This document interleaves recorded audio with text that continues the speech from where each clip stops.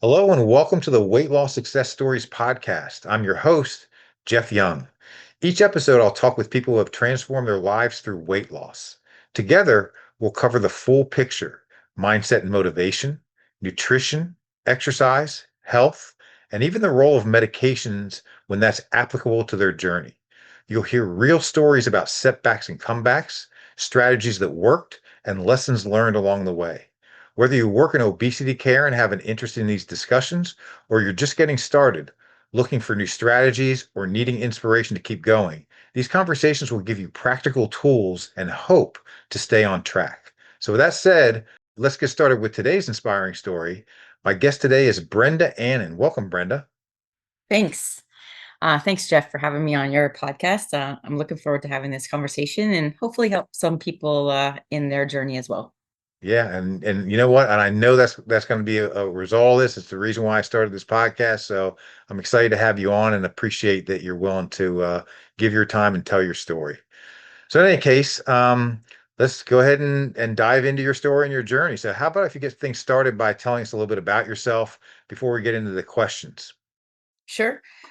So I am actually Canadian. I live in Ontario, Canada, close to Niagara Falls, actually. I've grown up here my entire life. My parents were from Holland, and I'm actually adopted too. So it's been quite a transition. I have 9 children total, 7 living children. Oh, And I'm a sole parent, and I've been a sole parent for almost 11 years. wow. So that's where my journey comes into play. Uh, right now, I have my youngest is 10, my oldest is 31. So Wow. the age group. Um, but it's quite busy, and I like it. I like to stay busy. So It sure sounds like it. And yeah, big family. I grew up with four older sisters and I'm sorry, three older sisters, a younger sister, and a brother. I thought that was a big family, but uh, just been defeated on that one. But in any case, let's get started with the questions. And as you know, before we hit record and we were talking, there's going to be three main like categories or domains that we'll talk about and move through in order. One's going to be like behavior and mindset, then we'll get into nutrition, and then we'll get into exercise, and we'll wind it up with talking about health a little bit. So let's start with behavior, mindset, motivation. And what I'm curious about, and what I'm sure the listeners are going to be curious about, is just tell me your story. What, like a before and after, compare and contrast. What prompted you to to decide to go on the weight loss journey, and what was your mindset and behavior like before you started the journey, and what has changed? well, to understand the starting point, you have to understand how I got there. So I've always been, I guess, thin, as they would say. I wasn't necessarily athletic or, a fit individual, but I was thin. I'm also a little bit older, so that's not the way we were. Um, but um, in 2008, one of my children was kidnapped by a stranger, and I fell into trauma, and I literally ate myself to death. I didn't know how to cope. I just turned to food. Food was everything to me. So sorry to hear this. That's unbelievable. Yeah. So I started to blow up. Nobody said anything to me. No one that was close to me, that loved me, took me aside and lovingly said, "I'm concerned about your health. I'm concerned about your weight." They just let me stay in it. And that's why I'm so passionate now, because I know what I felt like when I was there. The turning point for me was I was literally sitting on the living room floor, leaning against the couch, and my kids needed me right away. And I couldn't get off the floor. I Wow. literally couldn't get off the floor. So I'm like, okay, you know what? I'd been thinking in my head all the things that I was unhappy about being fat and overweight. At that point, I was morbidly obese. I was 229 pounds. I'm 5'7". Um, and I made a list, and I still have that list to this day. So I look at it when I start getting down on myself. Um, I was a binge eater. closet binge eater. So I would go to a fast food joint. I would get 2 to 3 combos plus all my stuff from Bulk Barn, which is like I don't know if you guys have it there. You can get bulk chocolates and candies and stuff. I'd have all that. I'd eat it all and I'd throw it in the garbage in the parking lot.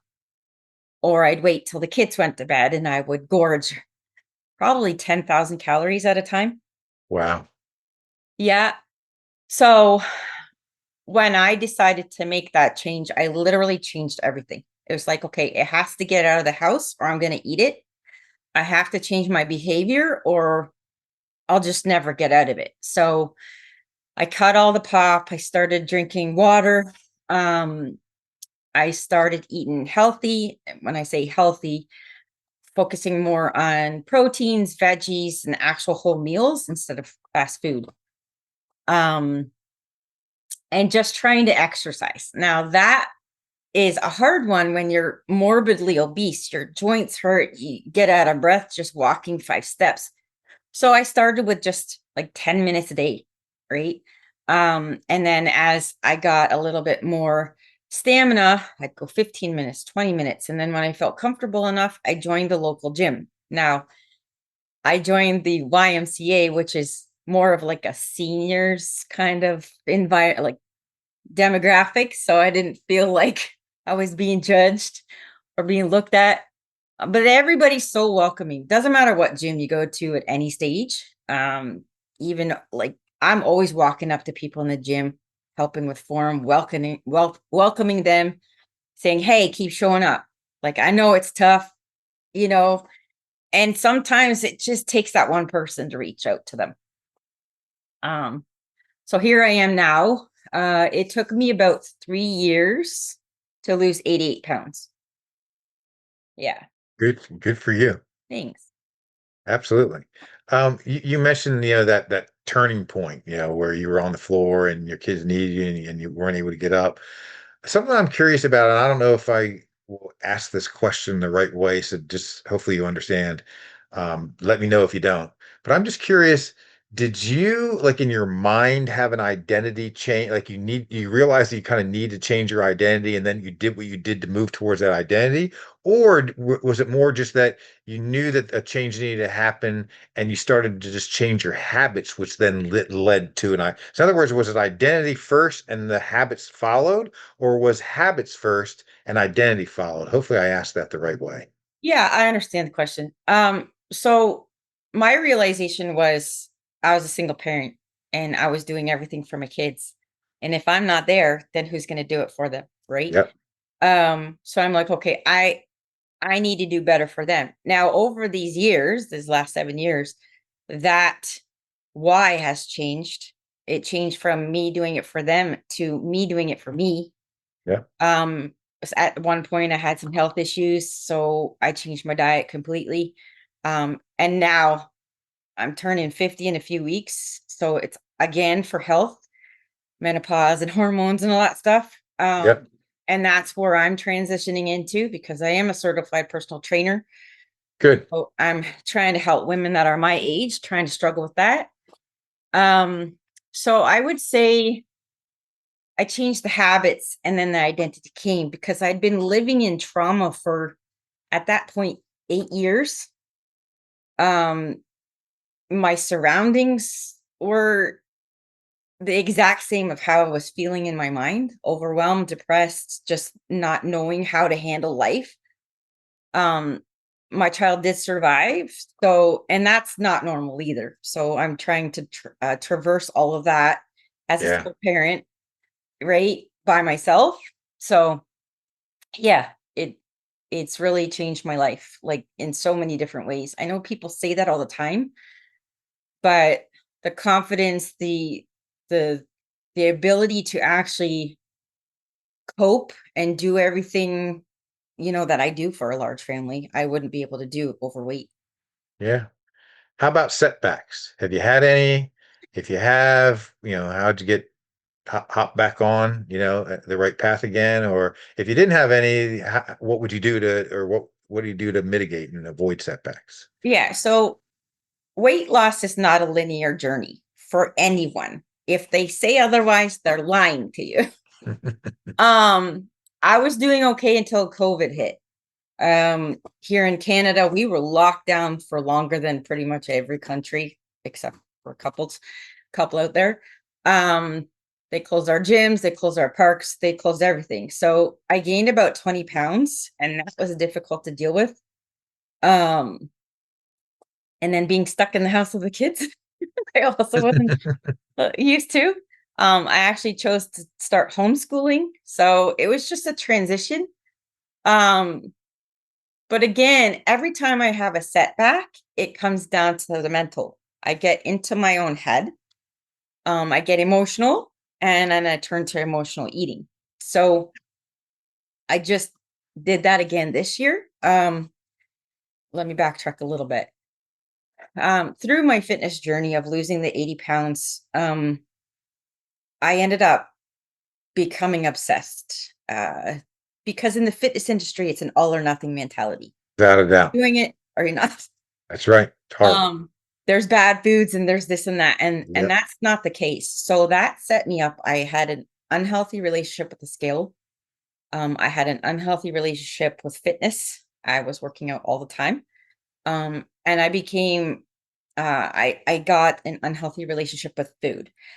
That's twofold because I have a lot of food intolerances as well as the whole fitness industry. Don't eat this, don't eat that. And then um that combined, I got to a place where I wasn't eating anything but a chocolate bar every single day.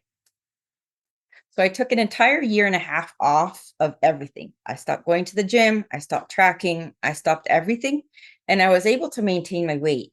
But I loved life. Um, until this year, I made a goal for my 50th birthday to step on stage in a bodybuilding Good. competition. Good. It was great.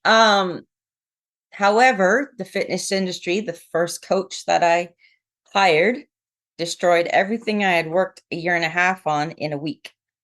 So I'm now back to having to work through the scale. Like today I've weighed myself 4 times, which is not healthy.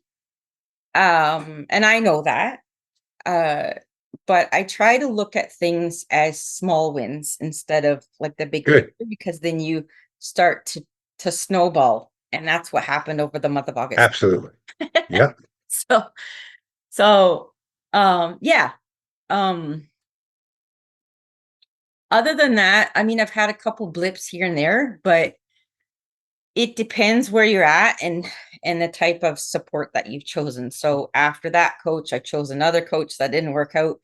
And now I have a new coach. He's very supportive. He understands the whole mental health aspect as well as, sometimes you got to do, right? You got to have that piece of cake or whatever. Enjoy life, right? Absolutely. And he doesn't make me feel bad about it. Whereas a lot of coaches, a lot of personal trainers, a lot of people in the industry will. Yep. And that's not okay. There's so many people that fight Yeah. disorders.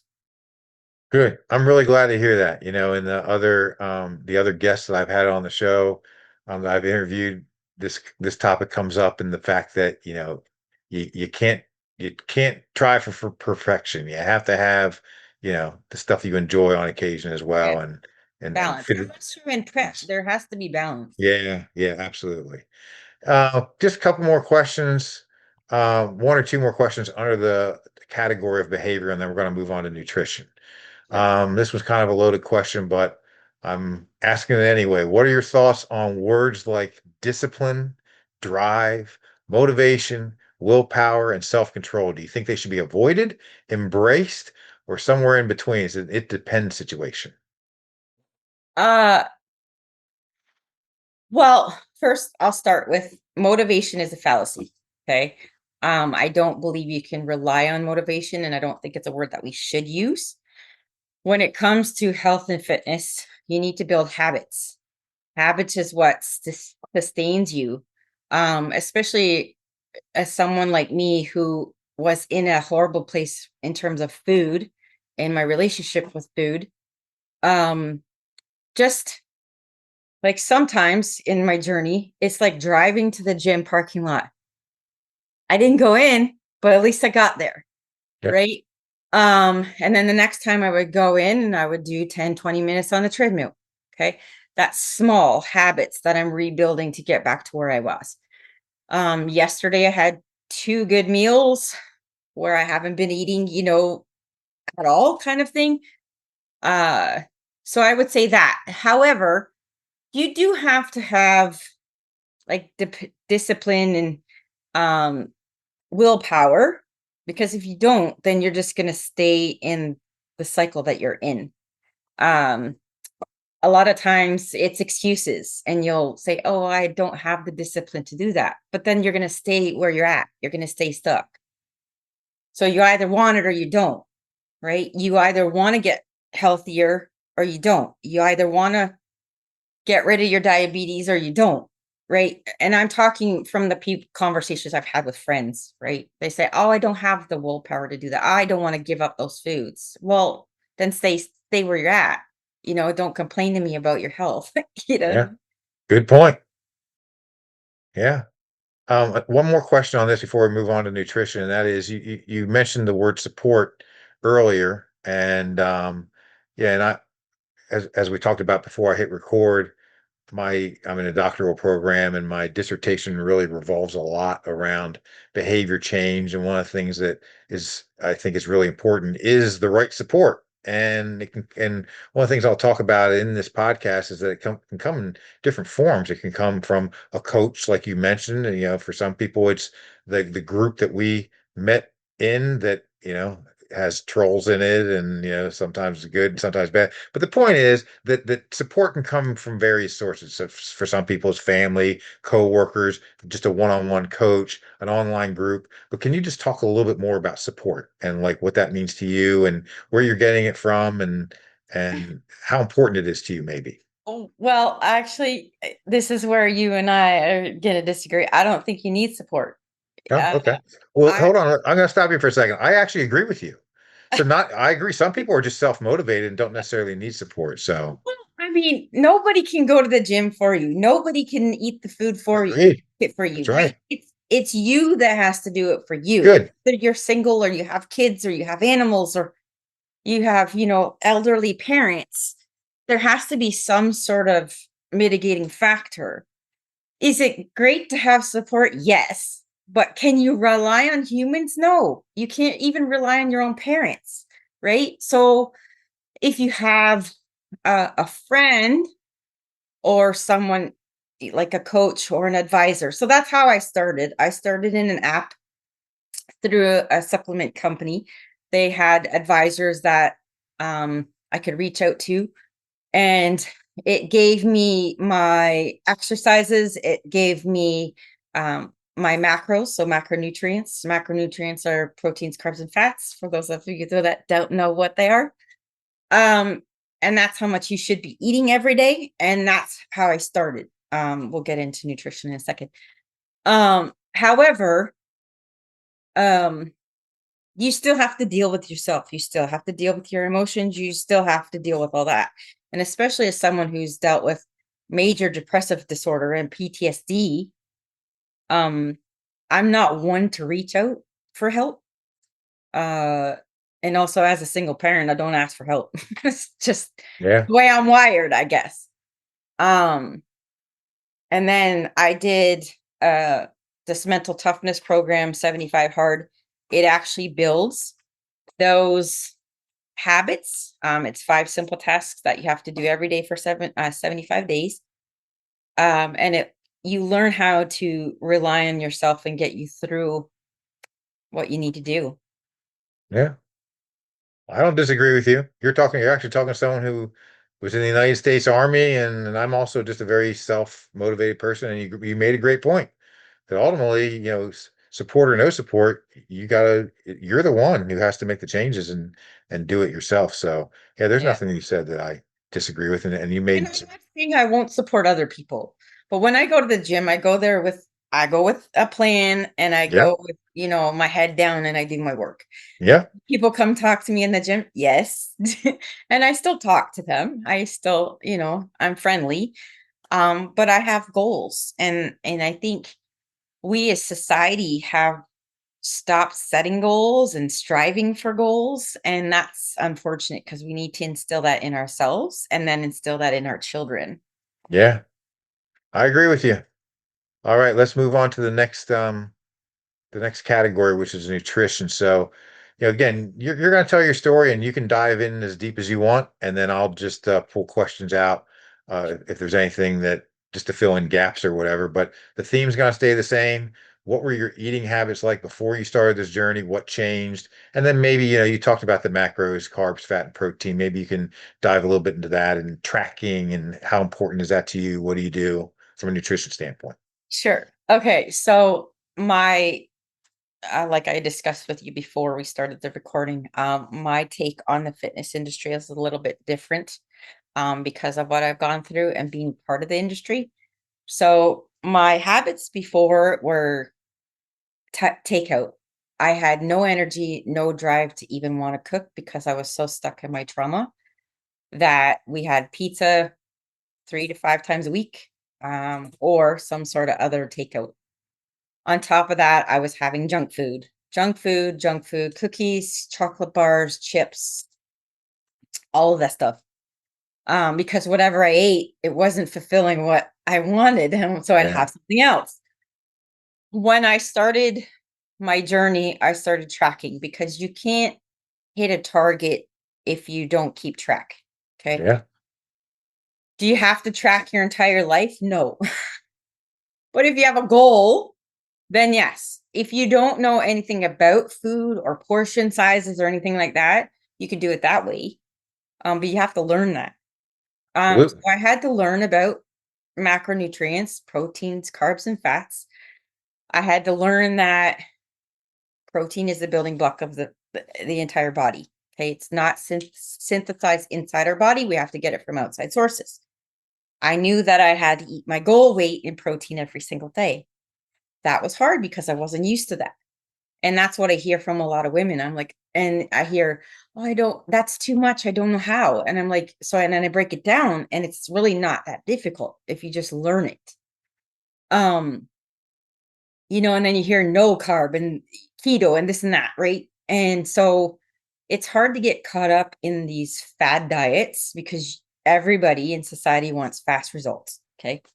Yeah. It's just the way it is. But weight loss takes time, takes consistency. So I still eat to this day about 160 grams of protein every single day.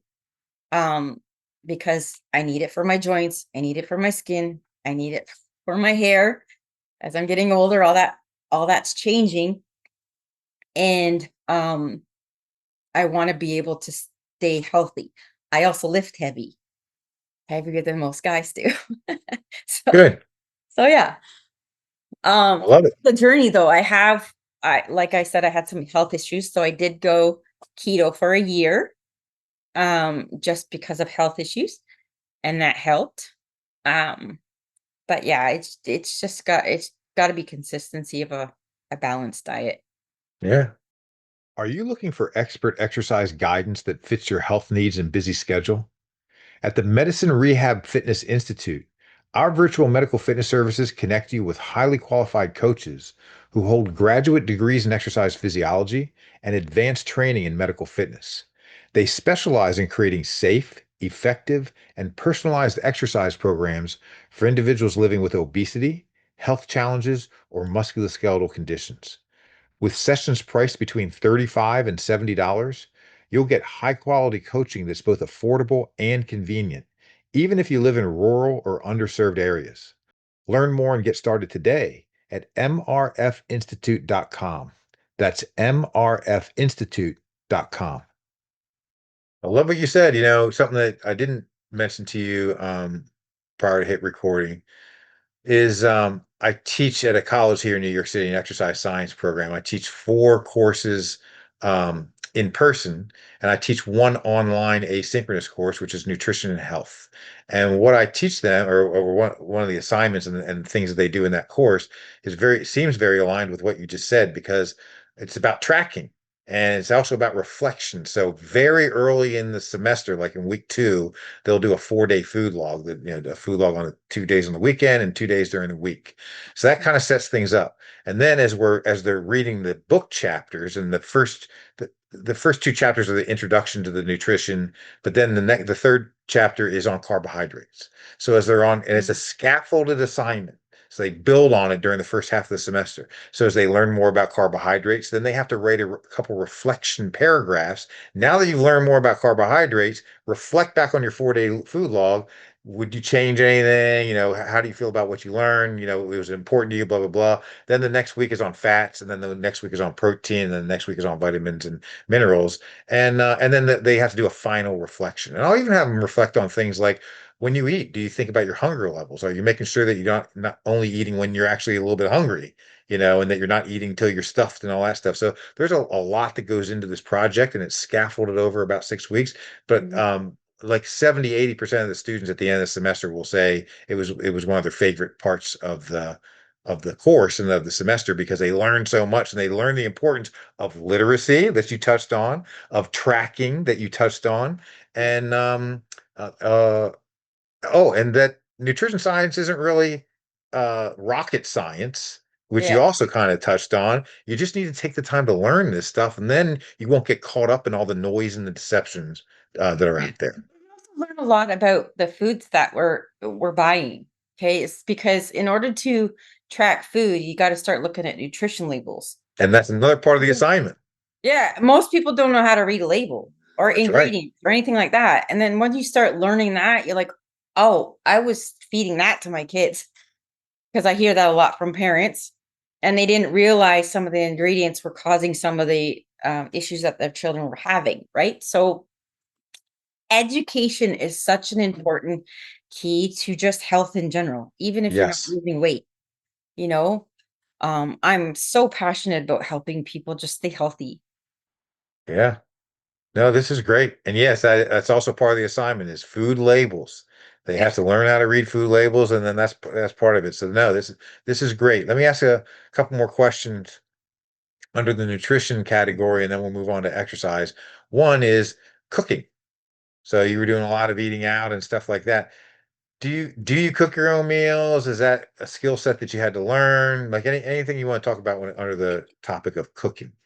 So I grew up in a two-parent household. My mom was a stay-at-home mom. Um, However, I was out of the house when I was 17. So, and I was a mom when I was 17. So I kind of had to learn all of that. I wouldn't say I'm a chef. I can make what the kids need. I can read a recipe. I can make the food. Um, it. I've been lucky to have most of my kids not complain about food, like a lot of parents, struggle with kids being picky. I call it particular. I don't like to use the word picky, especially if you're in front of your kids. Words have power.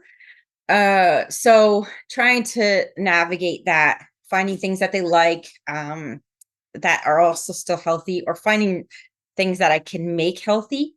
Like, the older kids grew up on chicken nuggets and french fries. Since then I've morphed and got some more skills. But I feel better when I cook for them. Every morning I get up and I make their lunches, all four of them. I lay them out on the table.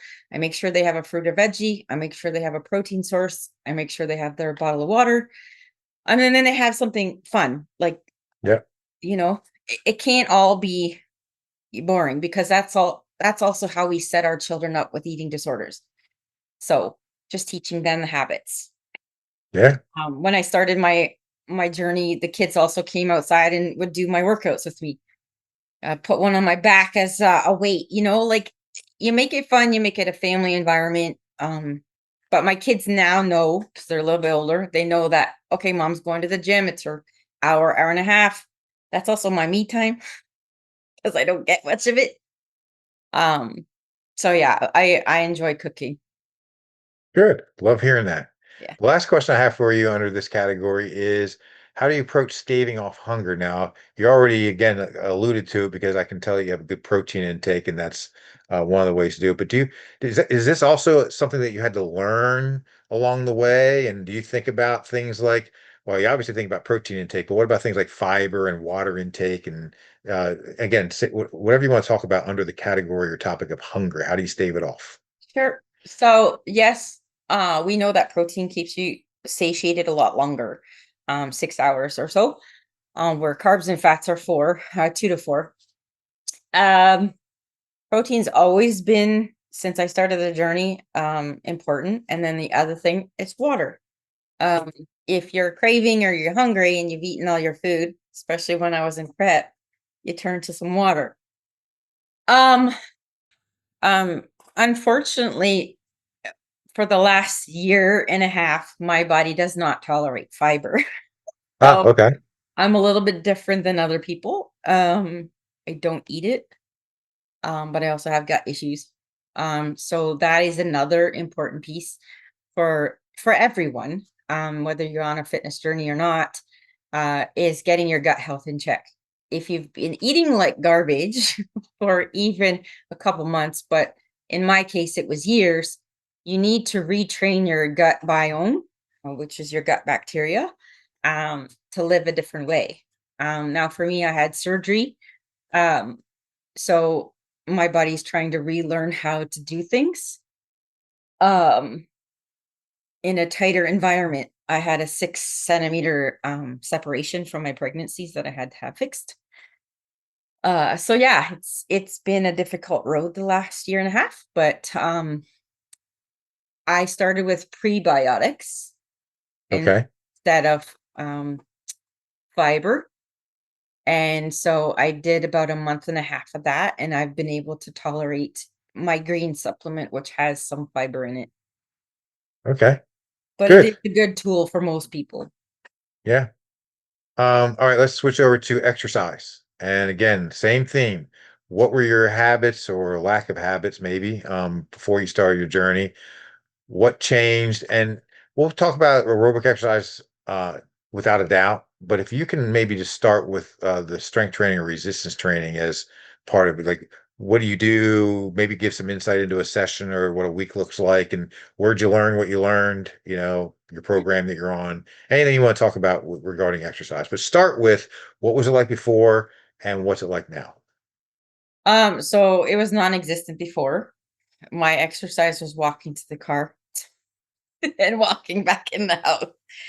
Um, how did I start? So I started with what they call EMOMs, so every minute on the minute.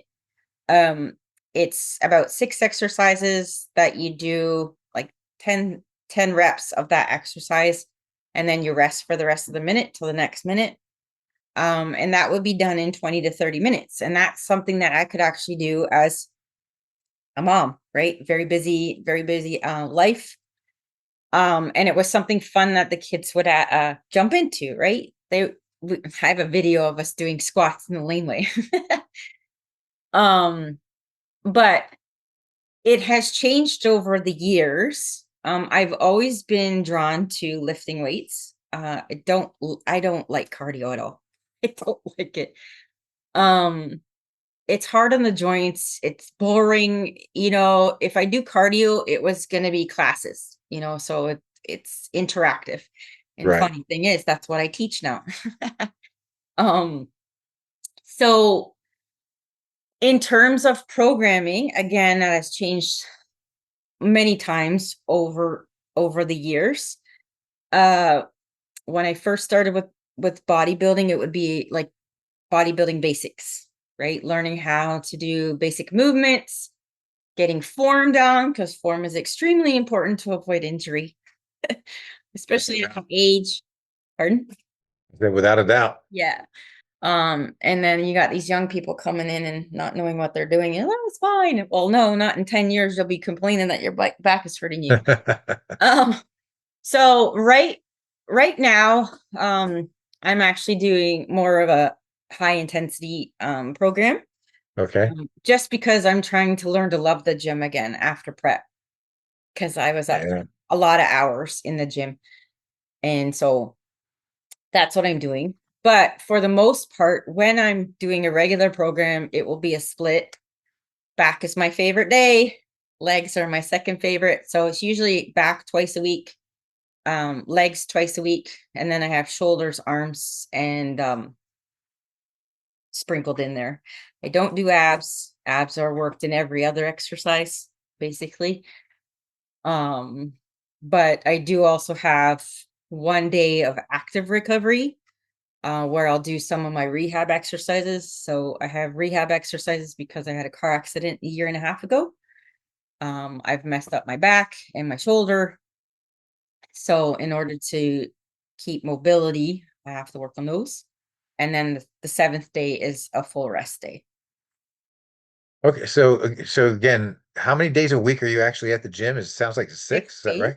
Good. It's 6 days, but it's because it's for my mental Yeah, health. I It's love it. It's your happy place. yeah. So if I don't show up, I fall off, No, I love it. right? I, I'm a fan that you're doing it that way and that you're splitting it up the way you are. And look, I'm a believer that it's resistance training is just so important. It's incredibly important for so many reasons. And the more you get to the gym, the more of a it helps create that consistent habit and stuff like that. So I'm a fan. Well, and let's address that for a minute because there is not enough information, not enough research, but we're starting to talk about it more for females my age. Again, I'm turning 50. Um, to be lifting and lifting heavy. Most women are too scared to lift heavy because they don't want to look bulky. That's right. Now, if you go to my social media, yes, I'm muscular, but I'm not bulky.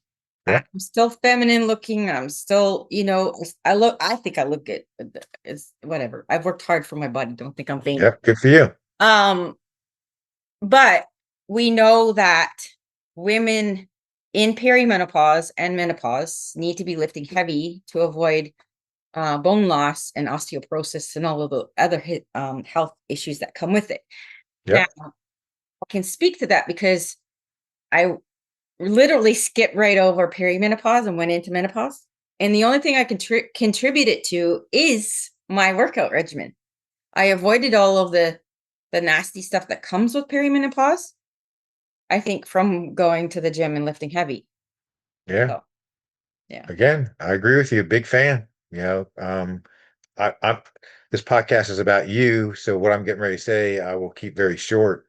But I told you before we hit record that when I was an undergrad at Penn State, I was involved in what at the time was the longest strength and conditioning study ever performed. And from a resistance training standpoint, there were three groups. There was a higher rep and lightweight group. There was a moderate, middle or moderate reps and moderate weight group.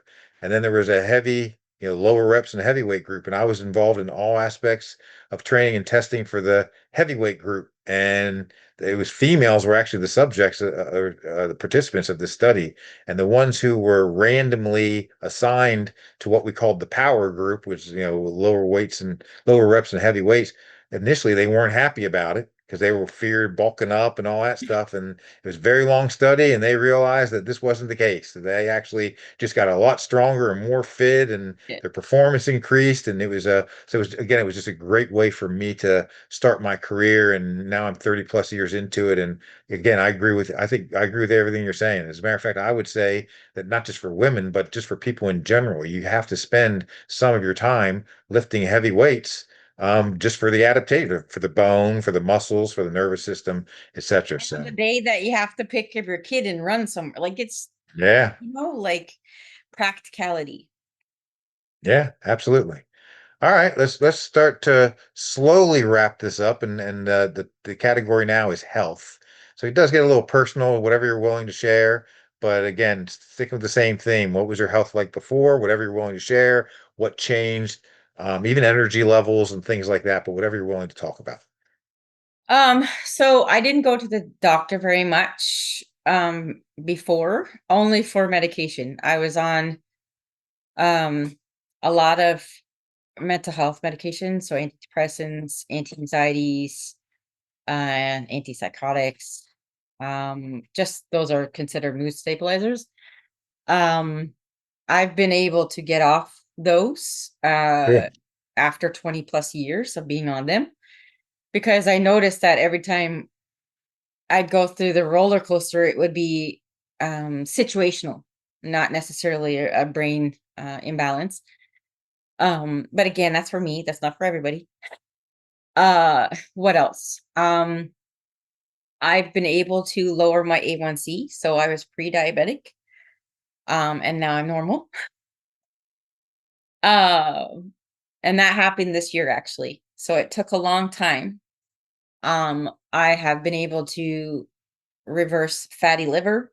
If you don't know what that is, please just Google it. What else? My blood pressure's always been low, so I haven't had that issue. But like the confidence that I've been able to have, the energy levels. I started riding a motorcycle 3 years ago. I wouldn't have been able to do that. My weight, I could have, but it wouldn't have been the same. I ride a sport bike, so it's very, very hard on the body. Um, and the biggest change for me is the comments from my kids. You know, my 14-year-old will constantly say, you're one of the only moms that does this, or you do so much. And you just constantly talking about my activity levels. And it, not that, I don't take compliments well, but that makes me feel good because I Yeah. know what I was. Um, being able to talk to other people about my weight loss journey like this, or even in the gym, had a lot of, I guess, seniors coming up to me when I was prepping for my show and giving me compliments and saying, "You're doing a great job, you're going to win." And I ended up winning anyways. Good. I um, love it. yeah, but it starts conversations. And I also have like, I've been able to get the knowledge from becoming certified to be able to help other people with, whether it's with their form in the gym, or, as a personal trainer, having personal sessions or group sessions. Um, it's opened up a lot of opportunities for me to live life. Yeah. Awesome. I love hearing it. I have two more main questions and then we'll wrap this up. One of them is again, it's a loaded question, but I like asking loaded questions every once in a while. And that is obesity is a disease. So the American Medical Association defined obesity as a disease in 2013. And there's been controversy since then as to whether it is a disease. And even what the definition of obesity is. So, Center for Disease Control says one thing, the World Health Organization says another, the Obesity Medicine Association says another. And so, do you have thoughts on this? What are your thoughts on obesity as a disease? People aren't gonna like my answer. I don't think it's a disease. I think it's a choice. Um, Heart disease is a disease. Parkinson's is a disease. But choosing what you stuff your face with is not. Um, I chose to do that to myself. Uh, and now I'm not, right? So if that was the case and I had that label, and I hate labels. I hate Yep. to be defined by a label. I would still have that label. I still have the disease of obesity? No, because I'm normal weight now, right? So Yep. I don't agree with that. Um, what advice would you give to anyone who wants to get started on this journey to increase their likelihood of success? Just start. Um I know it's overwhelming. A lot of people are overwhelmed by the entire nutrition space, the entire fitness space. They're scared to step into a gym. Listen, people are so welcoming in the gym. They're there to help you and support you. There are the small group that are jerks, but ignore them. I would say just start, show up for yourself, and be consistent every single day. You don't have to be 99% every day. Okay. If you have a bad day and you have, like, I already had caramel corn today, but it the day's not over. Um, Stay consistent, and write your goals down. Even if you start with 3 goals, write them down and look at them every single day. Yeah, good. Awesome advice. Um, so now it's time to, if you want to put in a plug for yourself. Is there a way that our listeners can reach out to you or follow you on social media? Sure. Thing I will say is don't get hung up on numbers, okay? Because the scale is a liar. Can go up and down, but that doesn't mean your body isn't changing. For people to find me, and I'm mostly on Instagram, and it's Cool Mom Who Rides with the K. So Okay. KOL. Yeah. I'll make sure to put that in the show notes as well. So All right. you can DM me with that information and I'll sure to put it in the show notes. But this has been interesting, inspiring, very cool. I'm so glad that I had you on the show. It was great to learn more about you and gain insight into your success story. So again, Brenda, thanks so much for taking the time to be on the podcast. No problem. Anytime. All right. Have a All right. great rest of your day. Thanks. You too. Here's a quick reminder that more often than not, ongoing success requires expert guidance to help you get started on the right path, as well as ongoing support. At the MRF Institute, our virtual medical fitness services give you access to expert coaches with graduate level training in exercise science and advanced skills in medical fitness. Whether you're managing obesity, navigating health concerns, or working around joint and muscle issues, we'll help you build strength, fitness, and confidence, all from the comfort of your own home. Sessions start as low as $35. Visit mrfinstitute.com to learn more and take the next step. That's mrfinstitute.com.